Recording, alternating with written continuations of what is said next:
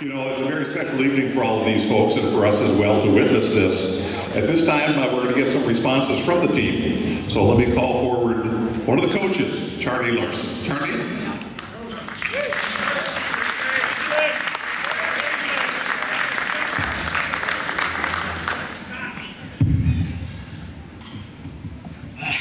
Crazy legs.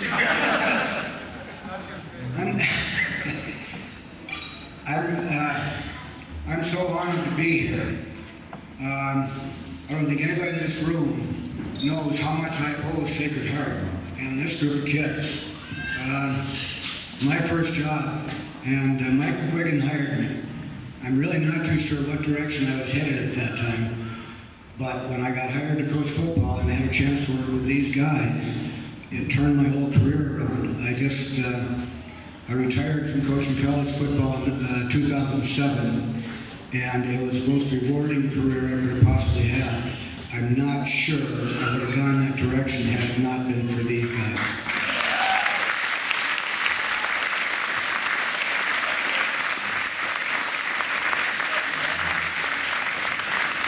So I thank Sacred Heart from the bottom of my heart, and I thank these guys and always will. Thank you much. Thank you, Coach. Now a couple comments from one of the standouts from that squad, and now a two-timer in the Hall of Fame, Michael Hervey.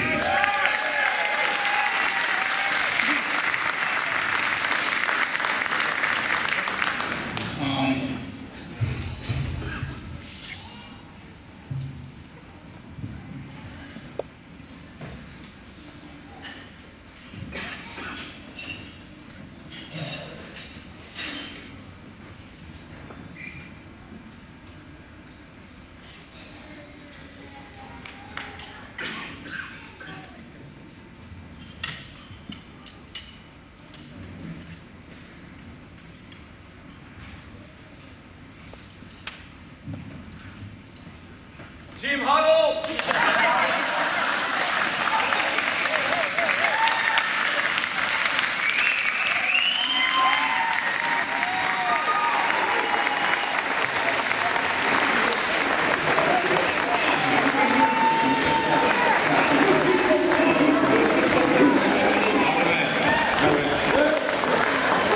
All right. Gotta get a little push every now and then. This really is a great group of people. The words are going to be somewhat hard. I'm glad to be alive, and I'm glad to be here. I was fortunate enough to play on really two great teams, my sophomore year and my senior year. I'm not quite sure what happened in my junior year. I just don't think the parents were having enough babies. I blame the parents on my junior year. But I say my sophomore year and my senior year, I had an incredible line in my sophomore year, and I know this is the 1974 team, so I'm going to certainly give homage to these group of fellows. But that sophomore year was a very special year too. And I want to just break probably precedent a little bit because, one, I don't come home enough. And I'm going to work on that. I really am. I've been so grateful that Dave Andrews was kind enough to track me down in Florida. I had just moved to Mobile, Alabama. And he got me real excited about coming home and seeing my classmates. And I got scared because I knew everybody had a competitive advantage. I was the only African American in the class. I didn't know what everybody would look like.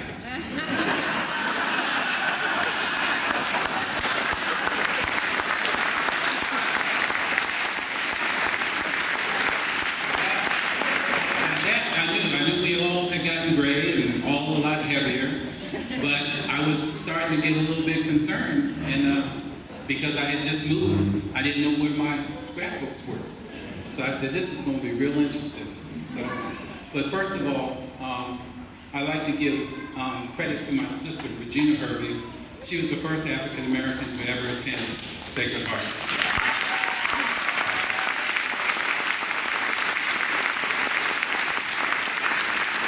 And to be real honest about it, my mother and my father, they had both the sense and the courage to say that their children would get a Catholic education.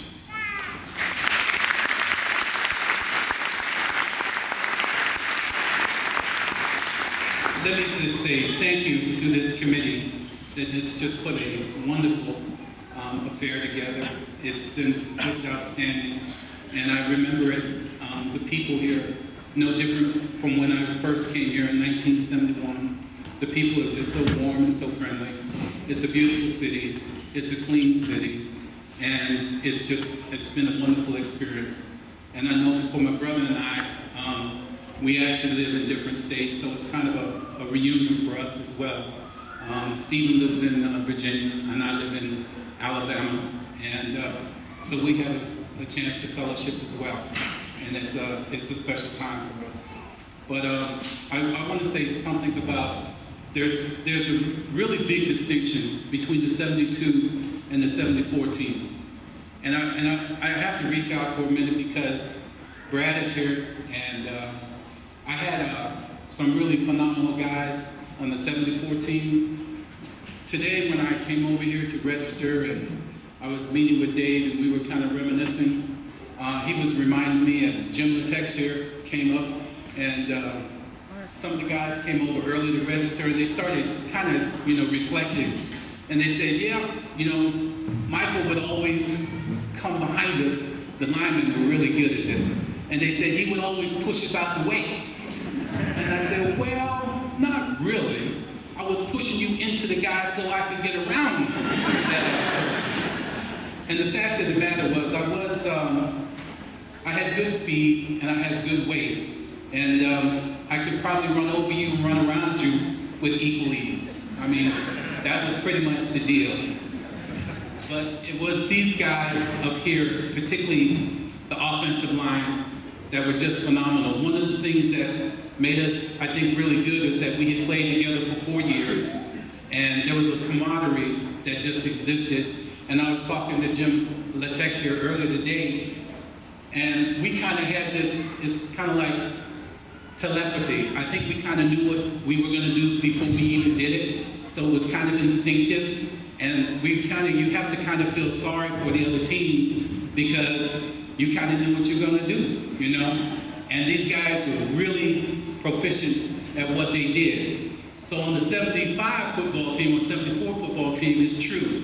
I would push the guys a little bit, say, get in his face, get him off my back, and then I would do what I would do. But it was a little bit different in 74 because the 72 football team, which was Brad, Dave, was it Dave? And one of the Hebrew boys. That line was really special because in football, they were kind of mean, to be quite honest about it. And actually, they were nasty, okay? Let's just be honest about it. So the distinction is that these guys were classy, okay? They were just good old-fashioned football guys. They would hit you, knock you down, but they would even pick you up, okay? They were really good sportsmen. But this guy out here, this sophomore team, they were very different. They were very special. On that team, it's true. I would grab, particularly Brad's jersey, and he would pull me down the field. See, they had this certain tenacity about them, and I'm going to mimic Brad just a little bit because I don't think we get enough chance to kind of roast him, and it's the first time. So I'm not a great actor, but bear with me on this one. So we would get in the huddle, and they would call a fullback dive, and Brad would start, licking his chops. And we would run the play, and these guys, unlike this group of guys, These guys were much smaller. They probably averaged about 185, 195 pounds, you know, on a good day. Age has something to do with this, I know, okay? But this sophomore team, when I was a sophomore, Brad and them were just mean, and they were big. Now Brad's short, but he's stocky, and they had some favorite plays they would call, and when they would run the dives, they would. I mean, you could just see the enjoyment in his face. I knocked him down, you know. And he would come back to the huddle, and this is true. He would come back to the huddle, and you know how you get down like this. He's like, I got him. And, I mean, he would take great pleasure in knowing that he really rolled somebody over. I mean, he took great pleasure. They were not very polite, and even these guys up here will testify to the fact that we had a drill. I forgot what it was called. Bull in the ring. And basically, I don't know if it was Jeff Bakke or Coach Larson that created the drill. He would, I guess, lay down and then get up and hit each other. Is that about right? Yeah. Or stay down. But the point is, in my sophomore year, these guys, those seniors, took great enjoyment in knocking my fellow underclassmen down. And they would never pick them up. And they would knock them down every time they tried to get up. So I could hold my own, basically, and I knew who not to go up against. I didn't go up against Dave, and I didn't go up against Brad. So I had a little bit of sense about who to go up against. But it was one exercise that I have to also, in all seriousness, give credit to that sophomore team that also made me a great player and just a wonderful individual. And I think it's important to make that distinction.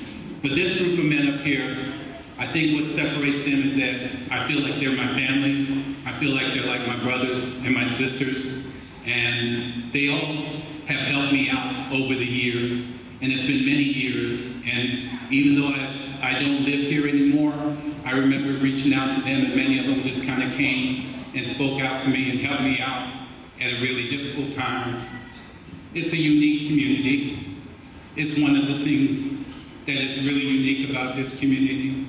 And I want to thank Dave again for reaching out and getting in touch with me. He definitely put his, I guess his Dick Tracy hat on, and he found me.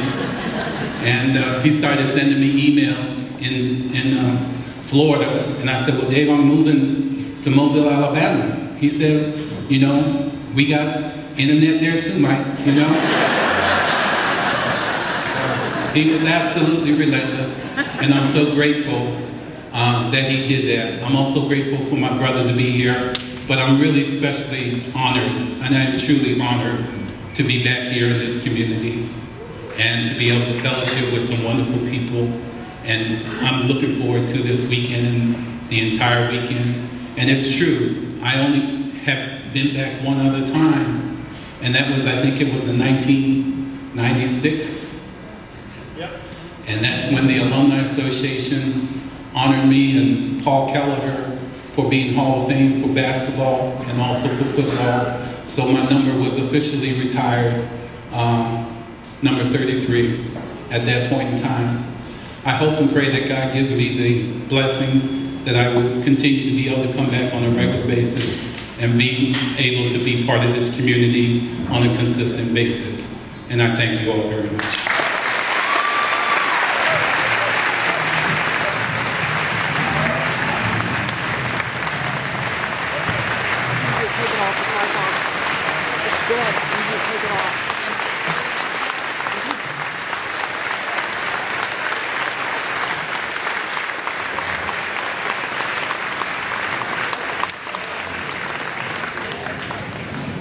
Another standout on that team, and a captain of the team, number 77 on your scorecard, number 1 in your hearts, Tommy Kaiser.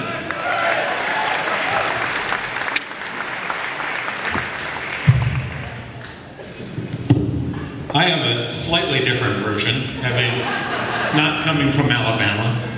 I promised my teammates I wouldn't tell anything that would get them arrested this evening. It is indeed an honor for me to speak on behalf of this football team. Not only the players and the coaches, but the cheerleaders and the pom-pom girls. It's back what we called the dance line back in the day. And of course all the fans and classmates who stuffed those pep buses and followed us around the top of the state football conference. And even beyond that, having been a part of the athletic club for a number of years and as a very proud parent of 3 Sacred Heart alumni myself, I can appreciate what kind of happens behind the scenes in the concession stands, up in the announcer's booth, at the gates, down on the field preparation and all those things. And I can understand back in 1974, there were a lot of people whose one of their highlights of their week was this football team. We can all of us celebrate what happened in 1974. We did something that only 2 other teams before us have done and only 2 other teams since that have done, and that is 9-0. Pretty incredible.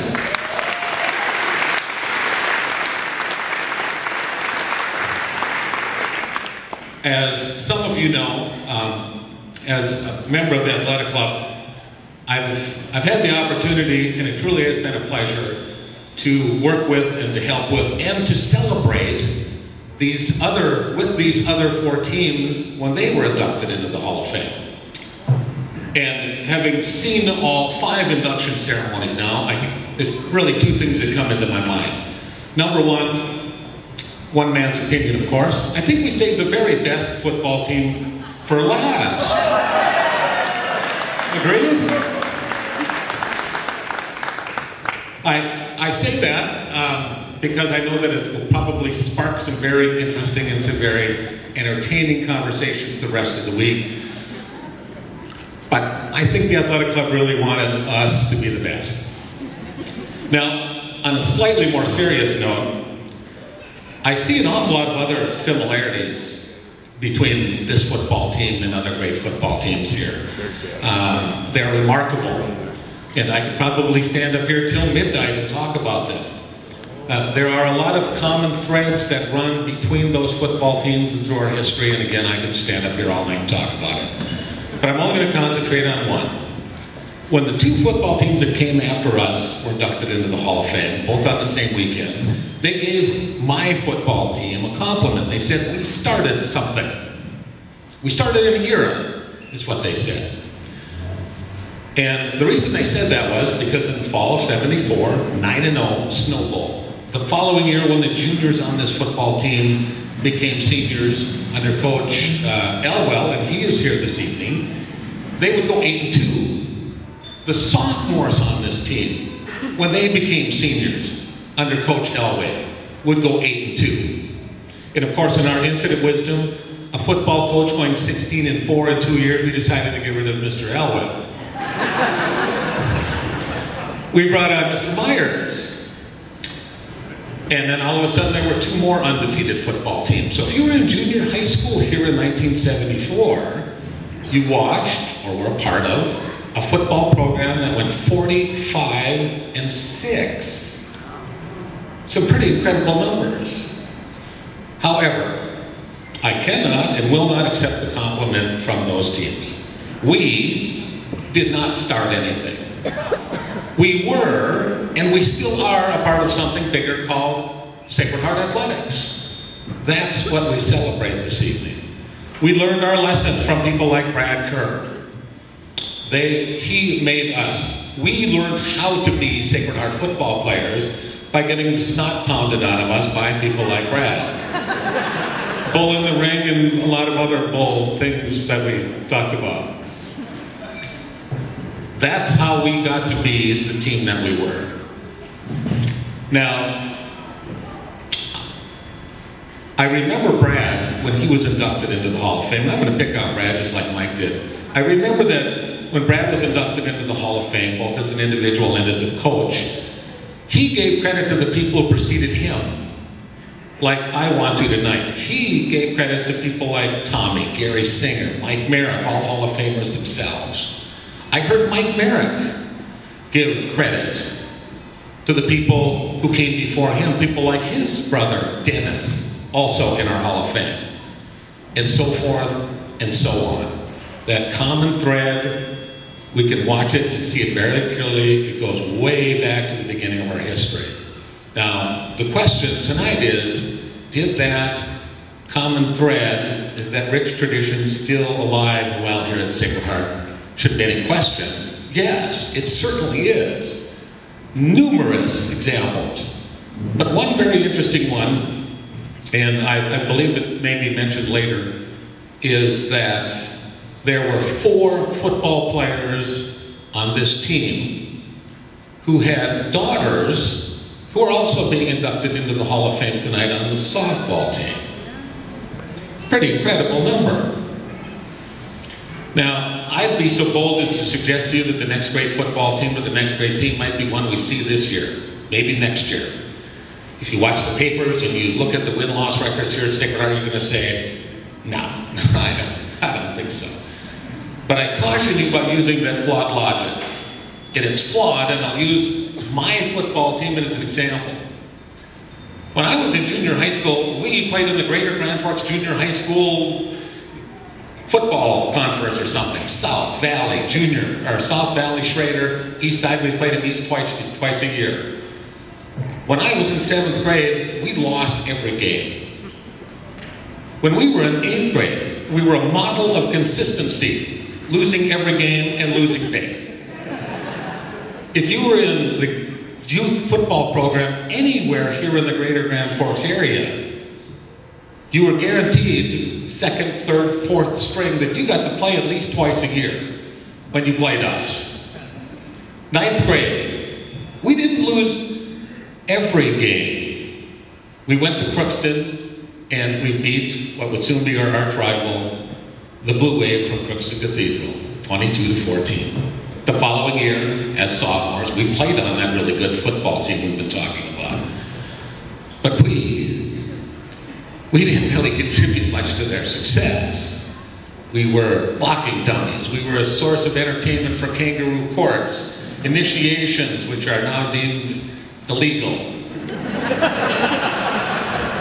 And yes, I have lawyers on my team here, so you guys be careful. We sang the cider song quite a few times that year. Not every game, but quite a few. We learned how to do that. And maybe the greatest contribution that my teammates and I made to that team, with the exception of Mr. Hervey, of course, is that every Thursday night we cleaned and polished the seniors' spikes. So yes, Mr. DeLille, Mr. Kerr, Mr. Doug Gregoire, if you were here, Saturday nights or Friday nights, you guys look damn good out there. You're welcome. Glad we could help.